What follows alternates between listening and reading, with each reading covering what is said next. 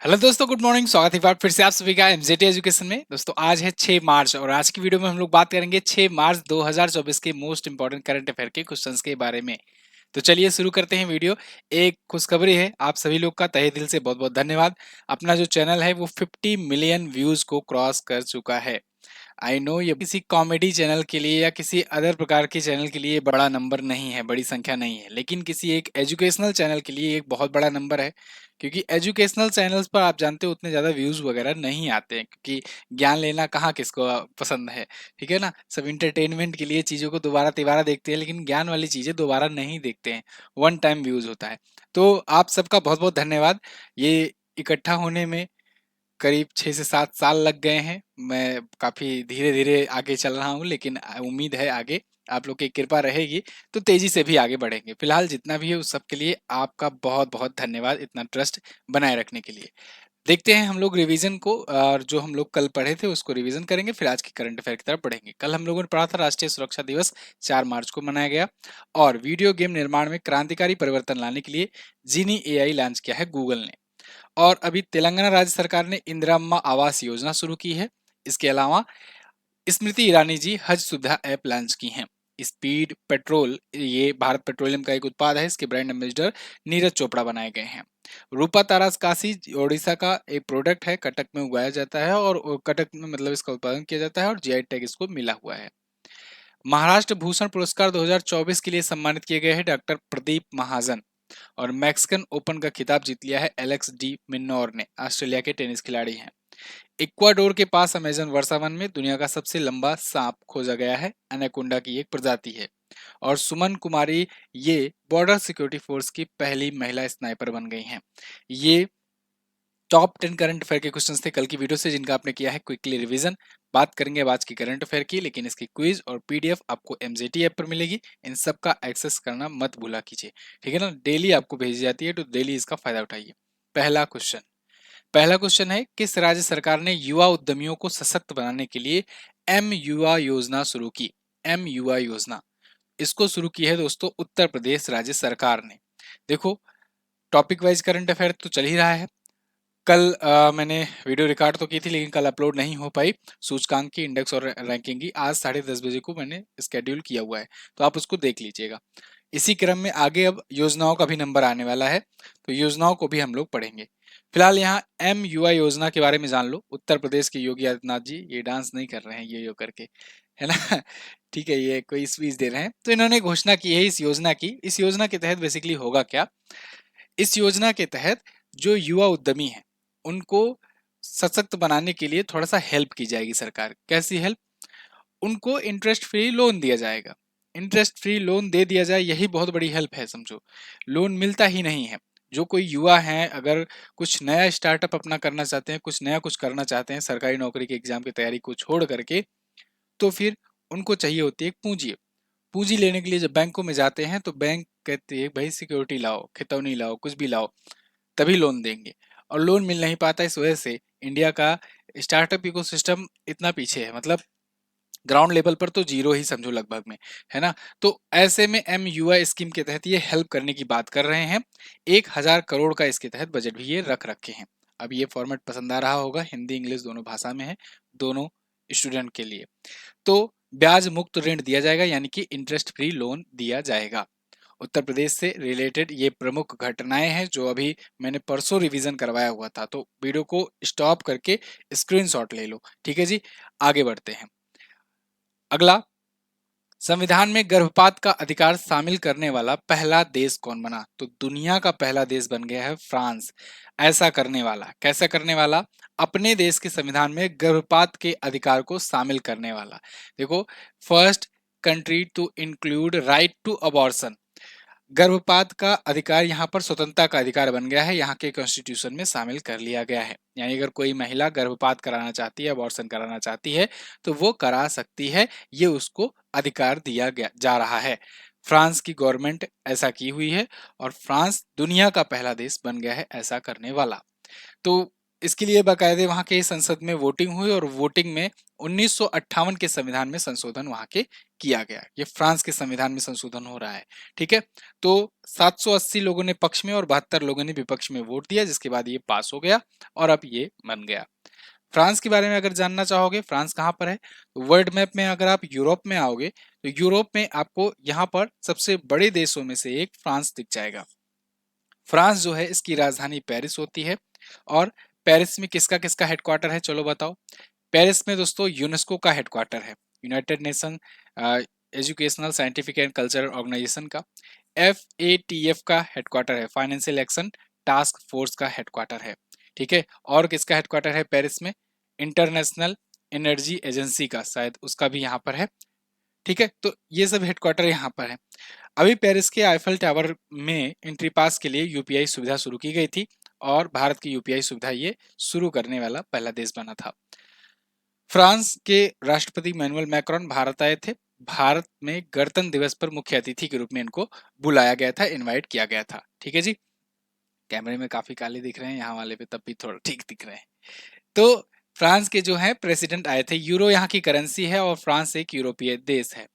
France और India के relations की बात करें तो राफेल पर नेवी के लिए एक और राफेल की डील हुई है। राफेल हम लोगों ने इनसे खरीदा था, पहले ही 2016 में डील हुई थी, लेकिन अभी एक और इंडियन नेवी के लिए राफेल की डील हुई है इनसे, ठीक है जी। आगे मार्च 2024 में बिहार का नया मुख्य सचिव किसे बनाया गया, तो देखो मार्च 2024 में बिहार के नए मुख्य सचिव के रूप में नियुक्त किए गए ब्रजेश मेहरोत्रा।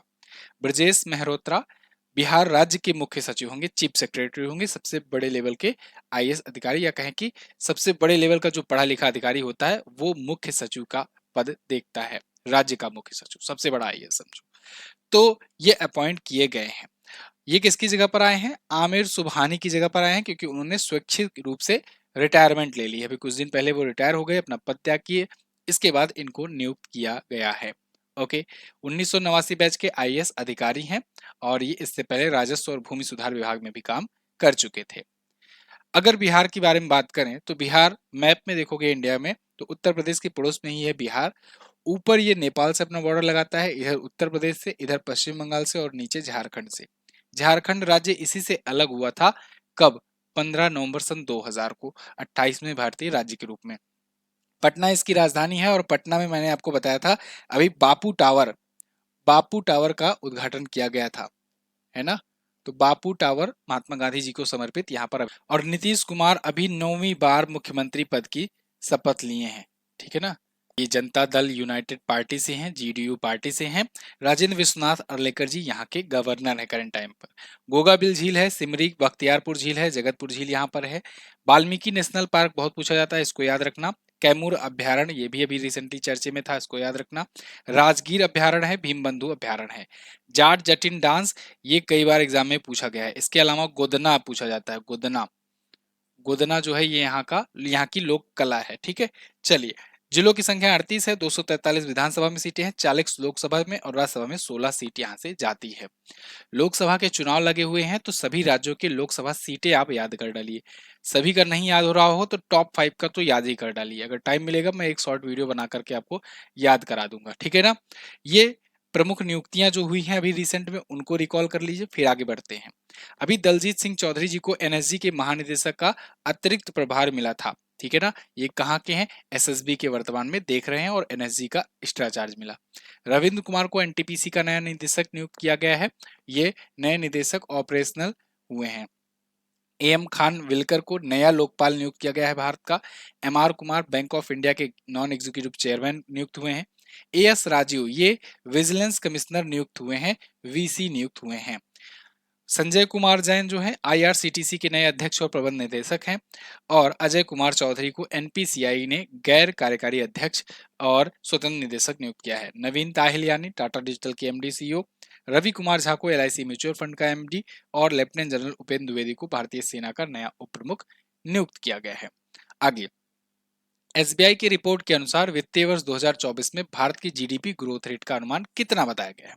तो देखो एसबीआई ने अभी नवीनतम अपनी रिपोर्ट जारी की है, उसमें भारत की जीडीपी ग्रोथ रेट का एक नया अनुमान इन्होंने बताया है।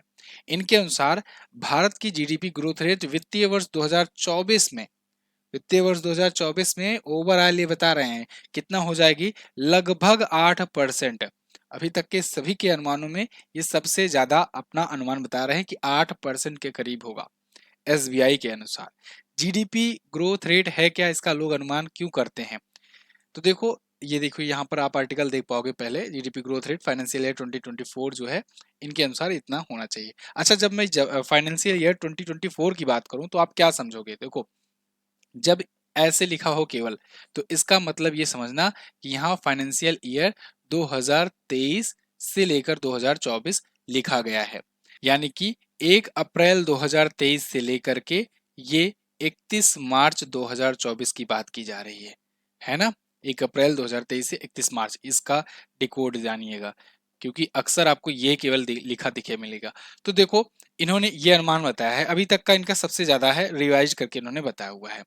अभी एनएसओ ने, नेशनल स्टैटिस्टिक ऑफिस ने, यानी कि राष्ट्रीय सांख्यिकी कार्यालय ने अभी रिसेंट जारी किया था कि जो तीसरी तिमाही है, यानी कि सितंबर से दिसंबर वाली, अक्टूबर से दिसंबर वाली, अक्टूबर नवंबर दिसंबर वाली जो तिमाही थी, उसमें इन्होंने बताया था 8%, 8.4% की ग्रोथ हुई थी। कुछ दिन पहले मैंने इसके बारे में बताया था। इन्होंने तीसरी तिमाही का बहुत बड़ा डाटा ला करके सामने रख दिया और सबको चौंका दिया कि देखो, भारत ने इतनी दर से तीसरी तिमाही में ग्रो करा हुआ है। अब इसको लेकर के सब लोग फिर से अनुमान अपना जारी करना शुरू कर दिए, क्योंकि मैंने बताया था एनएसओ ही रियल डाटा जारी करता है, बाकी सबका तो अनुमान है ना? यही रियल डाटा जारी करता है क्योंकि इसी के पास सब कुछ है। यही राष्ट्रीय आय की भी गणना करता है। अब बहुत लोगों को जिनको इकोनॉमी से डर लगता है, उनको ये क्वेश्चन में डर लग रहा होगा या उनको नहीं समझ में आ रहा होगा। देखो, इकोनॉमी बहुत आसान है, आपको डरना नहीं है, ठीक है, घबराना नहीं है आपको। इकोनॉमी जो है, अगर आप थोड़ा सा इंटरेस्ट जगाओगे ना, बहुत मजा आएगा। जीडीपी फिर से जान लो, ग्रॉस डोमेस्टिक प्रोडक्ट, सकल घरेलू उत्पाद। अगर किसी एक वित्तीय वर्ष में किसी एक देश के द्वारा उसकी सीमाओं के अंदर जितनी भी सेवाओं का और जितने भी उत्पादों का उत्पादन किया जा रहा होता है, उसे कहते हैं जीडीपी, ठीक है ना, ग्रॉस डोमेस्टिक प्रोडक्ट। अब वो प्रतिवर्ष किस प्रतिशत से, किस दर से बढ़ रही है, इसी को जीडीपी ग्रोथ रेट कहते हैं। अब इसी का जो अनुमान लगाते हैं उसे कहते हैं जीडीपी ग्रोथ रेट का अनुमान लगाए हैं, ठीक है जी। एसबीआई की बात करें, एसबीआई 1 जुलाई 1955 को स्थापित हुई थी। इसका हेडक्वार्टर मुंबई में है। दिनेश कुमार खारा जी इसके अध्यक्ष हैं। अच्छा, अभी ऐसे ही एक और अनुमान आया है मूडीज का, वो भी एक रेटिंग एजेंसी है, तो उसको भी इसी क्वेश्चन में मैंने इंक्लूड कर लिया। मैंने कहा क्यों उसको अलग से क्वेश्चन लें, चाहे आज लेते चाहे कल लेते, लेकिन आज ही आप देख लो, तो इसको भी आप अलग से नोट डाउन कर लेना अपने नोट्स में, ठीक है। तो मूडीज जो है, इसने भी अनुमान जारी किया है, और इसमें खास बात यह है कि इसने कैलेंडर ईयर के लिए जारी किया। अभी मैंने फाइनेंशियल ईयर आपको बताया, जो फाइनेंशियल ईयर होता है वो चलता है 1 अप्रैल से लेकर के 31 मार्च तक, ठीक है जी। और अगर जो कैलेंडर ईयर की बात की जाए, तो आप समझिएगा अपना जो कैलेंडर टांगे हुए हो रूम में, वो वाला 1 जनवरी से लेकर 31 दिसंबर तक। तो इन्होंने जो जारी किया है, ये कैलेंडर ईयर के लिए अनुमान जारी किया है, और इन्होंने बताया है इसमें भारत की जीडीपी ग्रोथ रेट का अनुमान 6.8% होगी। मूडीज भी एक रेटिंग एजेंसी है, जानी मानी रेटिंग एजेंसी है, ठीक है जी। आगे बढ़े, यहाँ पर कुछ और अनुमान है, इनको आप रिकॉल कर सकते हो। जैसे आईएमएफ ने बताया था 6.5%, संयुक्त राष्ट्र ने बताया 6.2%, एडीबी ने 6.7%, एसएनपी ग्लोबल रेटिंग ने 6.4, गोल्डमैन सैक्स ने 6.5 और मूडीज ने 6.8%। ठीक, आगे। हाल ही में ईरान ने कहां से पार्स 1 सैटेलाइट को कक्षा में लॉन्च किया? पार्स 1 सैटेलाइट, इसको ईरान ने अभी रूस से लॉन्च किया है। आप जानते हो, ईरान में चाहे न्यूक्लियर वेपन्स बन रहा हो या न्यूक्लियर कोई उनका प्रोग्राम चल रहा होता है, तो कोई कभी इजराइल जा करके, कभी अमेरिका जा करके उनको अटैक करके नष्ट कर देता है। और ऐसे ही कोई सैटेलाइट अगर वो लॉन्च करना चाहता है, तो उसमें कुछ ना कुछ अड़ंगा डाल देता है। यहाँ पर रसिया ने ईरान की मदद की, और रसिया में जाकर के ईरान ने अपना सैटेलाइट लॉन्च किया है। नाम है इसका पार्स 1। यहाँ पर देखिए, इंडिया टुडे का आर्टिकल है, Iran Pars 1 satellite enters space after Russian launch. Russia ने इसमें लॉन्च किया इसको वोस्तोचेन कॉस्मोड्रोम रूस से, ठीक है। ये 310 मील यानी कि 500 किलोमीटर की कक्षा में स्थापित किया गया है, यानी ऑर्बिट में स्थापित किया गया है। देखो, जो सैटेलाइट है, उपग्रह होता है, वो आर्टिफिशियल सैटेलाइट होता है, वो पृथ्वी के ऊपर 100 किलोमीटर के ऊपर, 200 किलोमीटर के ऊपर कहीं पर भी किसी भी एक ऑर्बिट बना करके कक्षा में डाल दिया जाता है, ठीक है ना। लोअर अर्थ ऑर्बिट इसे सैटेलाइट कहते हैं, वो ऑर्बिट कहते हैं। अब ऐसा मत समझना कि एक कोई फिक्स ऑर्बिट है उसी में सब चक्कर लगा रहे हैं, नहीं। कोई यहाँ पर लगा रहा है, कोई यहाँ पर लगा रहा है, कोई इस ऑर्बिट में, कोई इस ऑर्बिट में। मतलब इतना अंतरिक्ष कचरा इकट्ठा हो गया है कि इसी अंतरिक्ष कचरे को कम करने के लिए अभी नासा ने और जक्सा फ्रांस की स्पेस एजेंसी है, मिल करके दोनों ने एक लकड़ी का सैटेलाइट लॉन्च किया है। याद होगा कुछ दिन पहले बताया था। वो लकड़ी का सैटेलाइट लॉन्च करने का मकसद यही है कि अब आने वाले दिनों में इसको बढ़ावा मिले, जिससे लकड़ी का सैटेलाइट जब जाएगा तो अंतरिक्ष कचरा कम होगा, क्योंकि ये सैटेलाइट जब अपना काम पूरा कर लेती हैं, जितने भी साल के लिए लॉन्च किए गए रहते हैं, तो ये एक कचरा मात्र बन करके वहीं रह जाते हैं स्पेस में, ठीक है, टूट फूट करके वहीं बिखर जाते हैं। तो उनको तो लाने का कोई बन नहीं जाता। यही वजह है कि अंतरिक्ष कचरा बहुत बढ़ गया है। तो रिमोट सेंसिंग और इमेजिंग, ईरान की स्थलाकृति स्कैन करने, इन सब के लिए है। मतलब कुल मिलाकर जानो मिलिट्री पर्पज के लिए है। ईरान की बात करें तो वर्ल्ड मैप में अगर आप एशिया में देखोगे तो ये रहा अपना प्यारा भारत। यहाँ से आप पाकिस्तान को छोड़ो तो यहाँ ईरान ही आपको दिखेगा। पाकिस्तान के बाद ये जो देश दिख रहा है ये है ईरान। ईरान की कैपिटल होती है तेहरान। यहाँ की करेंसी जो है वो तोमान हो गई है, याद होगा। तोमान इसने कर दी थी, जिसकी करेंसी जब रियाल जब डूबी थी तब इसने तोमान कर ली थी। ईरान से क्वेश्चन याद रखिएगा, ईरान को, सऊदी अरब को, यूनाइटेड अरब अमीरात को और इधर इजिप्ट को, इन सबको ऐड किया गया है किसके ग्रुप में? ब्रिक्स में। ध्यान रखिए फिर से, ईरान, यूएई और सऊदी अरेबिया और इधर इजिप्ट और इधर एक और है इथियोपिया, ये। तो इन 5 देशों को ऐड किया गया है। अर्जेंटीना को भी बुलाया गया था, लेकिन अर्जेंटीना में वो माना नहीं, एक नया आया हुआ है राष्ट्रपति, वो बाहर निकल गया। नहीं तो 6 देश शामिल होते। ब्रिक्स में अब 5 देश शामिल हुए हैं और 5 पहले से थे। कितने हो गए टोटल? 10 देश हो गए हैं। ये बात ध्यान रखना, ब्रिक्स की अध्यक्षता इस बार पुतिन साहब कर रहे हैं। वैसे अगर आप हमारे करंट अफेयर लेना चाहते हो तो ब्रह्मास्त्र जनवरी से दिसंबर तक की करंट अफेयर है। ये किताब है, ऑफलाइन मोड में है, आप घर पर के ऑर्डर कर सकते हो अमेजन से। अमेजन पर ही ये अवेलेबल है। और आप जाकर के रेटिंग देखोगे ना तो आपका दिल खुश हो जाएगा। रेटिंग जाकर के देखना, रिव्यूज जाकर के देखना लोगों के, जिन लोगों ने अपने घर तक मंगाई हुई है। 5 आउट ऑफ 5 स्टार की रेटिंग चल रही है इसकी अमेजन पर, ठीक है ना। और कंटेंट के मामले में तो दमदार है ही, मैं बहुत बार आपको बता चुका हूँ। क्वेश्चन और आंसर के रूप में है ये, ऑप्शंस के रूप में, और डिटेल एक्सप्लेनेशन है विद स्टैटिक जीके, ठीक है। अच्छा, ये ब्लैक इसलिए पेपर किया गया है यहाँ पर, जिससे आपको यहाँ पर डिस्प्ले में अच्छे से दिख सके क्लियर। ये ब्लैक पेपर में है नहीं, वहाँ पर पेपर वाइट ही है ना। ये ऐसा इसलिए किया गया है जिससे कैमरे में अच्छे से देख सके। कुछ लोग को ये भी कंफ्यूजन थी कि क्या ऐसे ही है क्या।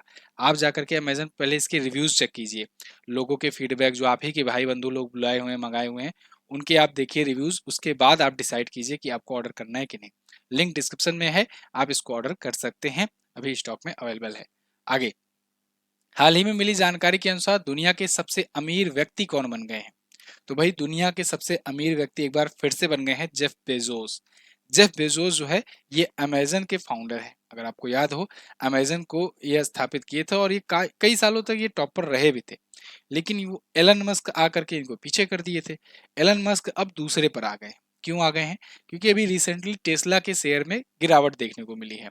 जब टेस्ला का शेयर गिरा तो फिर इनकी नेटवर्थ कम हुई, और सेकंड पर जो थे जेफ बेजोस, ये ऊपर चढ़ गए। तो रिपोर्ट इसको जारी किया ब्लूमबर्ग बिलियनियर इंडेक्स ने। ब्लूमबर्ग के द्वारा ये जारी रिपोर्ट है और इसमें बताया गया है कि एलन मस्क सेकंड पे आ गए हैं, पहले पर आ गए हैं जेफ बेजोस। जेफ बेजोस की संपत्ति $200.3 बिलियन है और एलन मस्क $197.7 बिलियन है। वहीं 11वें पर मुकेश अंबानी और 12वें पर गौतम अडानी है। ये दोनों एशिया के नंबर 1 और नंबर 2 पर हैं, है ना, रिचेस्ट में। मुकेश अंबानी $115 बिलियन, आजकल प्री वेडिंग शूट में है, और $104 बिलियन के साथ गौतम अडानी है, ठीक है। आगे, हाल ही में दिल्ली सरकार ने किस योजना के तहत वित्तीय वर्ष 2024-25 में 18 वर्ष से अधिक उम्र की महिलाओं को 1,000 रुपए प्रतिमाह देने की घोषणा की है? दिल्ली सरकार ने एक बहुत बड़ी योजना शुरू की है, जिसके तहत दिल्ली के अंदर रहने वाली, दिल्ली की जितनी भी महिलाएं हैं जो 18 वर्ष से ऊपर की उम्र की हो चुकी हैं और वो इनकम टैक्स नहीं पे करती हैं, तो उन सभी महिलाओं को हर महीने 1,000 रुपए दिए जाएंगे। ये किस योजना के तहत दिल्ली ने शुरू किया है? ये मुख्यमंत्री महिला सम्मान योजना के तहत शुरू की गई है। ये है सी ऑप्शन आपका, मुख्यमंत्री महिला सम्मान योजना। यहाँ पर देखिए, Delhi government announce rate 1,000 monthly aid to women through Mukhyamantri Mahila Samman Yojana. इस योजना का नाम याद रखिएगा, ठीक है ना। तो इसके तहत कौन एलिजिबल है? जो गरीब घर की महिलाएं हैं, गरीब महिलाएं हैं, मतलब गरीब महिलाओं में इन्होंने इस प्रकार से कैटेगराइज किया है कि लगभग 80 से 90% महिलाएं कवर हो जाएं, क्योंकि केवल जो इनकम टैक्स नहीं पे करती हैं वही महिलाएं जो है इसके तहत आएंगी। और उन सबको दिया जाएगा 1,000 रुपए की प्रतिमाह आर्थिक मदद। इससे पहले बिजली मुफ्त, पानी मुफ्त किया जा चुका था, और अब यहाँ पर और बसों में यात्रा भी महिलाओं के लिए मुफ्त किया जा चुका था। अब यहाँ पर महिला सम्मान योजना के तहत 1,000 रुपए प्रतिमाह दिया जाएगा। ऐसे ही हिमाचल प्रदेश सरकार ने भी अभी शुरू किया है 1,500 रुपए प्रतिमाह देने की। तो वो मैं आपको कल की वीडियो में बताऊंगा, तो वो ज्यादा सही रहेगा, अलग से उसको हम लोग बात करेंगे। और जैसा कि मैंने आपको बताया कि आपका टॉपिक वाइज जो करंट अफेयर की सीरीज चल रही है, उसमें पर डे एक टॉपिक पर वीडियो आपको दी जा रही है। आज 10:30 बजे आपको वीडियो मिलेगी सूचकांक की। योजनाओं का नंबर इसके बाद ही लगने वाला है, ठीक है। तो योजनाओं को भी आप देखिएगा, इसलिए चैनल को सब्सक्राइब करके रखो। आगे, वर्ष 2024 में अखिल भारतीय अनुसंधान विद्वान शिखर सम्मेलन की मेजबानी कौन करेगा? ये एक इंपॉर्टेंट क्वेश्चन है। अभी हाल ही में मेजबानी की है इसकी आईआईटी मद्रास ने, ठीक है। Akhil Bharatiya all India research scholars summit 2024 ये अभी आयोजित किया गया। 4 मार्च से 7 मार्च तक चला ये। आईआईटी मद्रास ने चेन्नई में इसका आयोजन किया था। ये रिसर्च स्कॉलर्स का एक सम्मेलन था। भाई आईआईटी में सम्मेलन हो रहा है तो फिर रिसर्चर्स वगैरह का सम्मेलन होना लाजमी है। इसमें इंडिया भर के तमाम रिसर्चर्स इकट्ठा हुए, अपनी अपनी रिसर्च साथ किए, साझा किए। कुछ आने वाली जो तकनीक हैं, खास करके आर्टिफिशियल इंटेलिजेंस, ठीक है, इन सब पर चर्चा किए। आगे कौन क्या रिसर्च कर रहा है, कौन किस पर काम कर रहा है, कैसे हेल्प की जाए एक दूसरे की, इन सब पर भी बात हुई। और इसीलिए ये all India research scholar summit था। विचारों, नवाचार और सहयोग का एक मिश्रण, ठीक है ना। तो ये आईआईटी मद्रास में हुआ। अब कुछ और आयोजन सम्मेलन है, देखो हर क्वेश्चन से रिवीजन करवा रहा हूँ, हर क्वेश्चन से बहुत ही शानदार रिवीजन करते चलिए। अखिल भारतीय अनुसंधान विद्वान शिखर सम्मेलन आईआईटी मद्रास में हुआ। विश्व पुलिस शिखर सम्मेलन ये दुबई में यूएई में हुआ। और यहीं पर विश्व सरकार सम्मेलन भी हुआ, ठीक है ना। विश्व सरकार शिखर सम्मेलन ये रहा। डिजिटल इंडिया फ्यूचर स्किल शिखर सम्मेलन गुवाहाटी में हुआ। अंतर्राष्ट्रीय समावेशन गठबंधन ये नई दिल्ली में हुआ। हिंद महासागर सम्मेलन पर्थ ऑस्ट्रेलिया में हुआ। और vibrant Gujarat global summit Gandhinagar में हुआ। 9वीं G20 संसदीय अध्यक्ष शिखर सम्मेलन जिसे P20 कहा गया, ये नई दिल्ली में हुआ। और G20 भी नई दिल्ली में हुआ। G20 शिखर सम्मेलन नई दिल्ली। 13वां हिंद प्रशांत सेना प्रमुखों का नई दिल्ली में। अंतर्राष्ट्रीय वकील सम्मेलन नई दिल्ली में। और विश्व हल्दी सम्मेलन यानी टर्मरिक समिट ये मुंबई में। विश्व कॉफी सम्मेलन बेंगलुरु में, ठीक है। आगे, अब तक तो ये याद हो गया होगा क्योंकि ये सब चीजें मैं कई बार आपको बता चुका हूँ, ठीक है। इसको बिल्कुल याद करके रखना है, कहीं से भी क्वेश्चन बन सकता है। अगला, हाल ही में किस केंद्रीय मंत्री ने अदिति योजना का शुभारंभ किया? तो अदिति योजना शुरू किया है दोस्तों रक्षा मंत्री राजनाथ सिंह जी ने।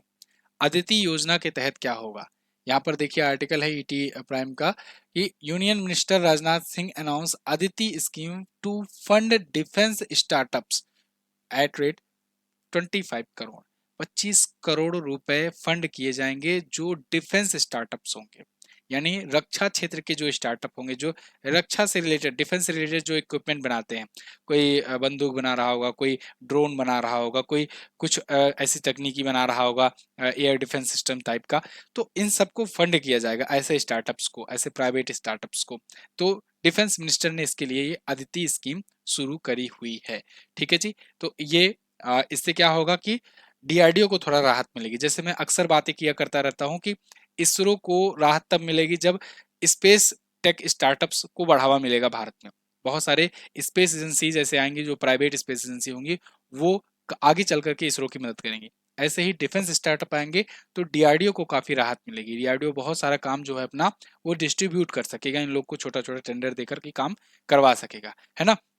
तो अदिति योजना इसीलिए शुरू की गई है। बात आपको मोटा मोटा समझ में आ गई है। टोटल योजना की लागत है 750 करोड़, और जैसे कि मैंने आपको बताया कि 25-25 करोड़ रुपए दिए जाएंगे स्टार्टअप्स के लिए, प्रत्येक स्टार्टअप को, अगर कोई इस पर काम करता है तो। इस योजना के तहत 30 डीप टेक और जटिल सामरिक तकनीकी पर काम किया जा रहा है। अगला, हाल ही में फिलेटी टेओ को किस देश का नया प्रधानमंत्री बनाया गया? फिलेटी टेओ ये दोस्तों बन गए हैं तुवालू के नए प्रधानमंत्री। ये है फिलेटी टियो। तो ये नए प्राइम मिनिस्टर बन गए हैं तुवालू को। तुवालू एक छोटा सा देश है, द्वीप देश है, और 11,200 की ही आबादी है। ये बहुत ही छोटा देश है, लेकिन चर्चे में इसलिए आया है क्योंकि यहाँ का जो चुनाव हुआ, यहाँ के जो प्रधानमंत्री ये बने हैं ना, ये फिलेटी टेओ, ये तो ये बने हुए हैं, इनको कहा जा रहा है कि ये चाइना के सपोर्ट से बने हुए हैं, क्योंकि ये जो तुवालू देश है ये उन गिने चुने देशों में है जो खुल करके सपोर्ट करता है ताइवान का। और ताइवान आप जानते हो चाइना अपना देश बताता है, ताइवान कहता है हमारी जमीन है ये और इसको हम कब्जा करेंगे, कभी भी कब्जा कर सकते हैं। 2025 तक तो खुफिया खबरें भी आ रही हैं, 2025 तक अटैक करके उस पर कब्जा कर लेगा चाइना। फिलहाल ये उन गिने चुने देशों में थे जो मतलब कि उनका सपोर्ट करता था ताइवान का, कि ताइवान की तरफ से रहेंगे। लेकिन अब यहाँ पर सत्ता परिवर्तन हो गया है, यहाँ पर ये नए आ गए हैं, तो इसलिए विवाद आ गया है कि अब देखो यहाँ पर क्या होगा। इस पर जांच भी चल रही है चुनाव में, और ये एक तरफा जीते हुए हैं, निर्विरोध जीते हुए, कोई विरोध में खड़ा भी नहीं हुआ। 15 लोग विधायक खड़े थे, वो 15 सब इनका सपोर्ट कर दिए। मुद्रा इसकी ऑस्ट्रेलियाई डॉलर और तिवालुअन डॉलर होती है, क्योंकि उसी के आसपास में है, ओशिनिया महाद्वीप में ये स्थित एक देश है। ठीक है, वर्ल्ड मैप में आप यहाँ पर देख सकते हो, बहुत ही छोटा सा देश है। चलिए, बहुत बहुत धन्यवाद आप सभी का वीडियो यहाँ तक देखने के लिए। ये कुछ और रिसेंट में नियुक्त हुए प्रधानमंत्री और राष्ट्रपति हैं देशों के, इनका आप रिवीजन कर सकते हैं वीडियो को पास करके।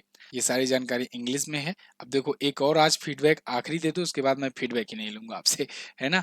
एक ये आखिरी फीडबैक कि एक एक पेज में देखो यहाँ पर दिया गया है, एक पेज में हिंदी में, एक पेज इंग्लिश में। ये वाला ज्यादा सही है कि अभी तक जो आपने बाकी के 10 क्वेश्चन में देखा, बाकी के 9 क्वेश्चन में देखा कि एक एक लाइन का नीचे ट्रांसलेशन, वो वाला सही है। दोनों में से कौन सा सही है ये भी आज बता देना, आपकी अति कृपा होगी महोदय। सविनय निवेदन है, वीडियो खत्म हो चुकी है, लाइक कर दें। चैनल पर अगर नए आए हैं तो चैनल को सब्सक्राइब जरूर करें। कल मैंने क्वेश्चन आपसे पूछा था कि भारतीय प्राणी सर्वेक्षण की स्थापना किस वर्ष की गई थी, तो 1916 में की गई थी। अंतरराष्ट्रीय सौर गठबंधन यानी आईएसए का हेडक्वार्टर कहाँ पर स्थित है, इसका हेडक्वार्टर गुड़गांव में स्थित है। आज आपको क्या बताना है, किसी वस्तु की जीआई टैग की वैधता कितने महीनों के लिए, महीनों नहीं ये साल है, कितने वर्षों के लिए होती है, कितने वर्षों के लिए होती है, हाउ मेनी ईयर्स। तो सब जगह ईयर्स कर लीजिएगा, कितने वर्षों के लिए होती है उसके बाद आंसर कीजिएगा। ये मिसप्रिंट हो गया है। बीएसएफ के नए महानिदेशक कौन बनाए गए हैं ये भी आप बता दीजिएगा। ठीक है, चलिए बहुत बहुत धन्यवाद यहाँ तक वीडियो देखने के लिए। मिलेंगे अगली क्लास में, तब तक के लिए नमस्कार, जय हिंद, वंदे मातरम।